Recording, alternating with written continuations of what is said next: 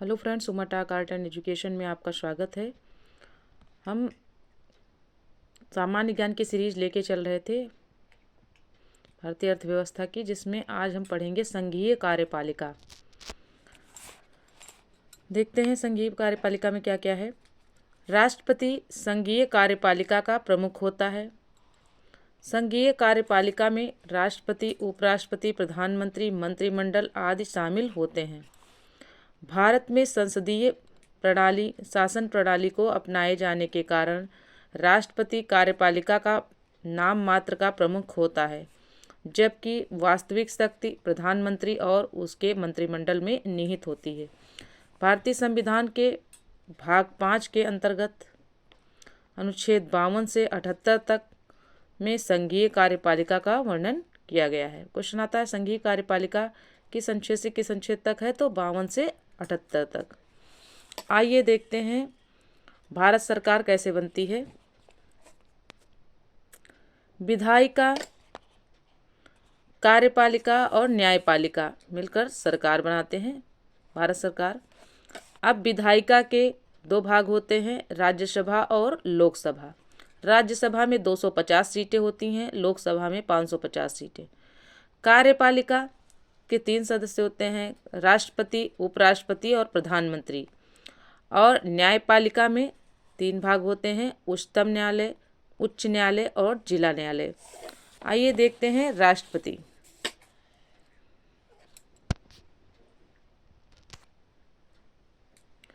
भारत का एक राष्ट्रपति होगा अनुच्छेद 52 के तहत।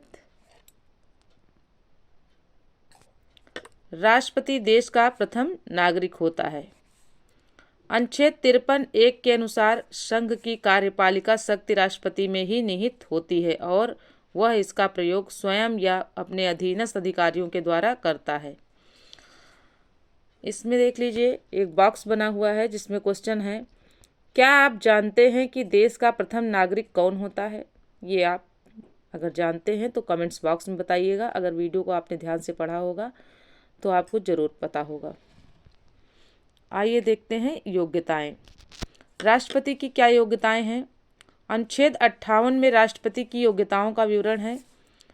पहला, वह भारत का नागरिक हो। दूसरा, 35 वर्ष की आयु पूरी कर चुका हो। तीसरा, लोकसभा का सदस्य निर्वाचित होने की योग्यता रखता हो। चौथा, चुनाव के समय लाभ का पद धारण न करता हो।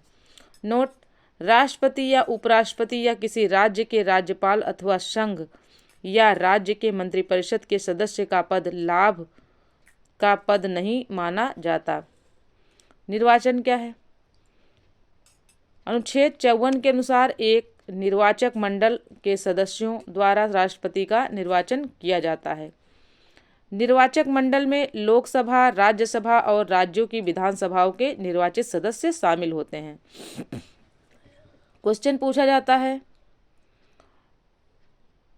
राष्ट्रपति के निर्वाचक मंडल में कौन से लोग शामिल होते हैं? तो आप क्या बताएंगे? लोकसभा, राज्यसभा और राज्यों की विधानसभाओं के निर्वाचित सदस्य शामिल होते हैं।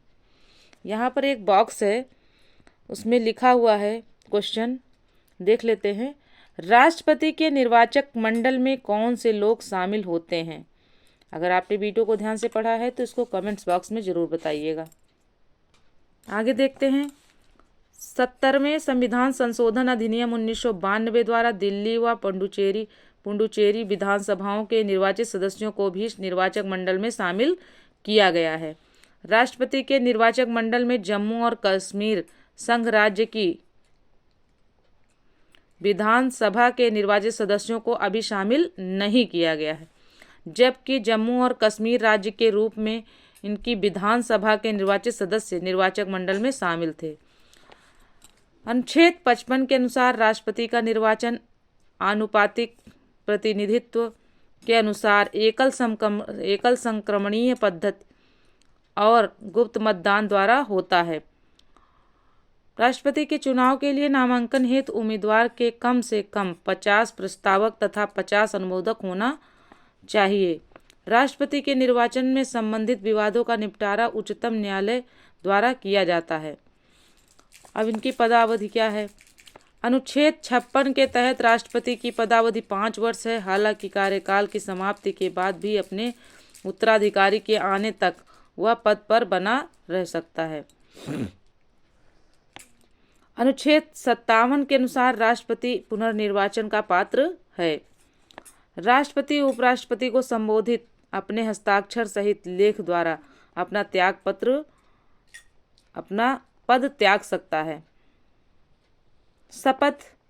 अनुच्छेद 60 के अनुसार सर्वोच्च न्यायालय के मुख्य न्यायाधीश या उनकी अनुपस्थिति में सर्वोच्च न्यायालय के वरिष्ठ न्यायाधीश द्वारा राष्ट्रपति को पद एवं गोपनीयता की शपथ दिलाई जाएगी। तो क्वेश्चन पूछा जाता है कि राष्ट्रपति को शपथ कौन दिलाएगा, तो या तो मुख्य न्यायाधीश दिलाएगा, या अगर मुख्य न्यायाधीश उपस्थित नहीं होगा तो वरिष्ठ न्यायाधीश जो है, उस सर्वोच्च न्यायालय का वरिष्ठ न्यायाधीश जो है दिलाएगा। राष्ट्रपति का मासिक वेतन क्या है? वेतन देख लेते हैं। राष्ट्रपति का मासिक वेतन जो है 5 लाख रुपए है। उनका वेतन आयकर से मुक्त होता है, यानी राष्ट्रपति अगर वेतन हर महीने 5 लाख रुपए लेगा, परंतु उसको जो है आयकर नहीं देना है, इनकम टैक्स जिसको कहते हैं। महाभियोग। अनुच्छेद 61 में राष्ट्रपति पर महाभियोग चलाने की प्रक्रिया का वर्णन है। अनुच्छेद 61 के तहत राष्ट्रपति पर संविधान के अतिक्रमण के आधार पर ही महाभियोग लगाया जा सकता है। संसद के किसी भी सदन द्वारा राष्ट्रपति पर महाभियोग प्रस्ताव लाया जा सकता है। अब क्वेश्चन आता है कि राष्ट्रपति पर महाभियोग कौन सा सदन लगा सकता है, लोकसभा या राज्यसभा? तो दोनों सदन लगा सकते हैं। किसी भी सदन में उनका जो है महाभियोग का प्रस्ताव लाया जा सकता है। यहाँ स्पष्ट लिखा हुआ है, जिस पर उस सदन के 1/4 सदस्यों के हस्ताक्षर होने चाहिए। इसके लिए राष्ट्रपति को 14 दिन पहले लिखित सूचना दी जानी चाहिए। महाभियोग संसद की एक अर्ध न्यायिक प्रक्रिया है। राष्ट्रपति पद की रिक्ति को 6 महीने के अंदर भरना आवश्यक होता है। अब विशेष पॉइंट क्या है? यदि राष्ट्रपति उपस्थित नहीं है या बीमारी अथवा अन्य कारणों से अपने पद पर कार्य करने में असमर्थ हो तो उपराष्ट्रपति उनके पुनः पद ग्रहण करने तथा कार्यवाहक राष्ट्रपति के रूप में कार्य करेगा। यदि उपराष्ट्रपति का पद रिक्त हो तो भारत का मुख्य न्यायाधीश इसका पद भी रिक्त होने पर उच्चतम न्यायालय का वरिष्ठ न्यायाधीश कार्यवाहक राष्ट्रपति के दायित्व का निर्वहन करेगा। आइए देख लेते हैं कि कितने राष्ट्रपति हुए हैं अब तक में। राष्ट्रपति और उनका कार्यकाल। डॉक्टर राजेंद्र प्रसाद 26 जनवरी 1950 से 13 मई 1962 तक। सर्वपल्ली राधाकृष्णन 13 मई 1962 से 13 मई 1967 तक, जिनके जन्म दिवस पर आप जो है शिक्षक दिवस मनाते हैं। जाकिर हुसैन साहब का जन्म, जाकिर हुसैन के जो है कब तक रहे हैं? 13 मई 1967 से 3 मई 1969 तक रहे हैं, जिनको जो है क्या कहते हैं, जिनकी मृत्यु जो है इन्हीं के कार्यकाल में हो गई थी। ये जो है अपने 5 वर्ष पूरे नहीं कर पाए थे, 2 साल केवल कार्य किया इन्होंने, उसके बाद इनकी मृत्यु हो गई। बीबी गिरी 24 अगस्त 1969 से 24 अगस्त 1974 तक। फखरुद्दीन अली अहमद 24 अगस्त 1974 से 11 फरवरी 1977 तक ही रह पाए। ये भी अपने ही जो कार्यकाल में ही इनकी मृत्यु हो गई। ये केवल 3 वर्ष तक ही जो है इस पद पर रहे, राष्ट्रपति पद पर। नीलम संजीवा रेड्डी 25 जुलाई 1977 से 25 जुलाई 1982 तक, ये जो है निर्विरोध राष्ट्रपति हैं, जो निर्विरोध चुने गए थे। ज्ञानी जैल सिंह 25 जुलाई 1982 से 25 जुलाई 1987 तक। आर वेंकट रमन 25 जुलाई 1987 से 25 जुलाई 1992 तक।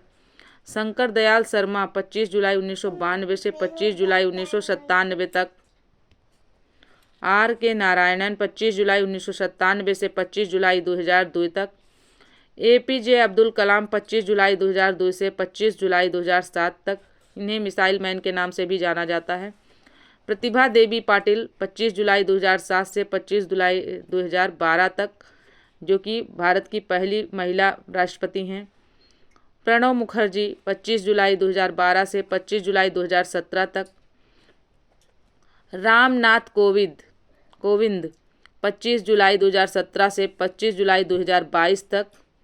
और वर्तमान में इस समय जो है द्रौपदी मुर्मू राष्ट्रपति के रूप में हैं। नोट: अभी तक बीबी गिरी 3 मई 1969 से 20 जुलाई 1969 तक, न्यायाधीश मोहम्मद हिदायतुल्ला 20 जुलाई 1969 से 24 अगस्त 1969 तक, और बीडी जत्ती 11 फरवरी 1977 से 25 जुलाई 1977 तक कार्यवाहक राष्ट्रपति रहे हैं। डॉक्टर राजेंद्र प्रसाद लगातार दूसरी बार राष्ट्रपति पद के लिए निर्वाचित होने वाले प्रथम राष्ट्रपति थे। डॉक्टर एस राधाकृष्णन लगातार 2 बार उपराष्ट्रपति तथा 1 बार राष्ट्रपति पद पर रहे। बीबी गिरी के निर्वाचन के समय 2 बार मतगणना हुई थी। नीलम संजीवा रेड्डी पहली बार चुनाव में पराजित हुई, जबकि दूसरी बार वे निर्विरोध राष्ट्रपति के रूप में चुने गए। भारत की प्रथम महिला राष्ट्रपति प्रतिभा देवी पाटिल हैं। राष्ट्रपति के अधिकार एवं शक्तियां। अब आइए देखते हैं राष्ट्रपति के क्या अधिकार हैं, उनकी क्या शक्तियां हैं। राष्ट्रपति कार्यकारी शक्तियां। राष्ट्रपति की निम्नलिखित कार्यकारी शक्तियां हैं। शासन संबंधी सभी कार्य राष्ट्रपति के नाम पर ही किए जाते हैं। वह प्रधानमंत्री से प्रशासनिक एवं विधायी कार्यों की सूचना मांग सकता है। अनुच्छेद 78 के तहत राष्ट्रपति को जानकारी देने आदि के संबंध में प्रधानमंत्री के कर्तव्यों का उल्लेख है। राष्ट्रपति किसी भी क्षेत्र को अनुसूचित क्षेत्र घोषित कर सकता है।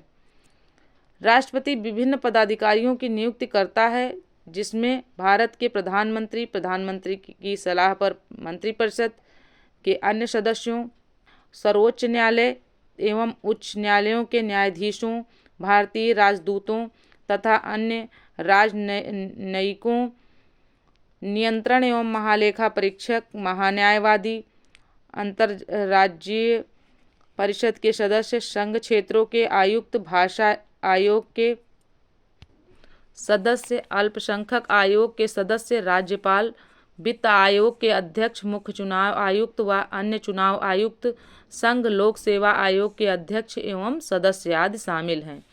विधायी शक्तियाँ क्या क्या हैं? राष्ट्रपति को निम्नलिखित विधायी शक्तियाँ प्राप्त हैं। संसद के सत्र को बुलाने, सत्रावसान करने तथा लोकसभा को भंग करने संबंधी अधिकार। प्रत्येक नए चुनाव के बाद तथा प्रत्येक वर्ष संसद के प्रथम अधिवेशन को संबोधित करने का अधिकार। सदनों की संयुक्त बैठक बुलाने का अधिकार, ये सभी राष्ट्रपति को है। और जो ये संयुक्त बैठक बुलाएंगे किस अनुच्छेद के तहत बुलाएंगे? 108 के तहत। संसद द्वारा पारित ये जो अधिकार हैं अनुच्छेद 108 के तहत है। संसद द्वारा पारित विधेयक राष्ट्रपति के अनुमोदन पर ही कानून बनाता है। नोट: संसद द्वारा पारित विधेयक जब राष्ट्रपति के समक्ष प्रस्तुत किया जाता है तो 3 शक्तियों की संभावना बनती है। वह विधेयक को स्वीकृति प्रदान करता है, वह विधेयक पर अपनी स्थिति स्पष्ट न करते हुए अपने पास ही रख लेता है। इसे राष्ट्रपति का पॉकेट वीटो कहा जाता है। वह विधेयक को धन विधेयक न होने पर पुनर्विचार के लिए संसद को लौटा देता है। यदि संसद विधेयक को संशोधन या बिना संशोधन के पुनः पारित कर राष्ट्रपति की सहमति के लिए प्रस्तुत करती है तो राष्ट्रपति अनुमति देने के लिए बाध्य होता है। वर्ष 1986 में राष्ट्रपति ज्ञानी जैल सिंह द्वारा भारतीय डाक संशोधन विधेयक के संदर्भ में पॉकेट वीटो जेबी वीटो का प्रयोग किया गया था। नए राज्यों के निर्माण, सीमा परिवर्तन आदि से संबंधित विधेयक, धन विधेयक, संचित निधि से व्यय से संबंधित विधेयक आदि राष्ट्रपति की पूर्व अनुमति से ही सदन में पेश किए जाते हैं। राष्ट्रपति कला, विज्ञान, साहित्य, समाज सेवा में विशेष अनुभव एवं ज्ञान रखने वाले व्यक्तियों में से 12 सदस्यों को राज्यसभा में मनोनीत करता है अनुच्छेद 80 के तहत। अध्यादेश की शक्ति देख लेते हैं। अनुच्छेद 123 के अंतर्गत राष्ट्रपति को अधिकार है कि वह अध्यादेश जारी कर सकता है। राष्ट्रपति को अध्यादेश बनाने की शक्ति तभी होती है जब दोनों में से एक सदन का सत्रावसान हो गया है या वह अन्यथा सत्र में नहीं है और इसलिए संसद द्वारा विधि अधिनियमित करना संभव नहीं है। इसका प्रभाव भी संसद द्वारा निर्मित कानून के तहत होता है। इसका प्रभाव संसद सत्र के शुरू होने के 6 सप्ताह तक रहता है। यह अध्यादेश संसद के सत्र के पुनः शुरू होने के 6 सप्ताह के भीतर संसद द्वारा अनुमोदित होना आवश्यक है। अध्यादेश को किसी भी समय राष्ट्रपति द्वारा वापस लिया जा सकता है। अब यहाँ क्षमादान की शक्ति। अनुच्छेद 72 के तहत राष्ट्रपति को किसी व्यक्ति के दंड को क्षमा करने, दंड कम करने, दंड के परिहार व विराम का न्यायिक अधिकार प्राप्त है। राष्ट्रपति द्वारा क्षमादान याचिका रद्द करने पर वही याचिका दूसरी बार नहीं दाखिल की जा सकती।